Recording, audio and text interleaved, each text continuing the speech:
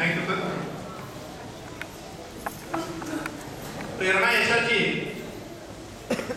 हा गेले 3 तास आपण जो कार्यक्रम ऐकतोय, खरोखरच निर्णय घेतल्यानंतर निर्णय घेणं सोपं आहे, पण तो निर्णय घेऊन त्याची अंमलबजावणी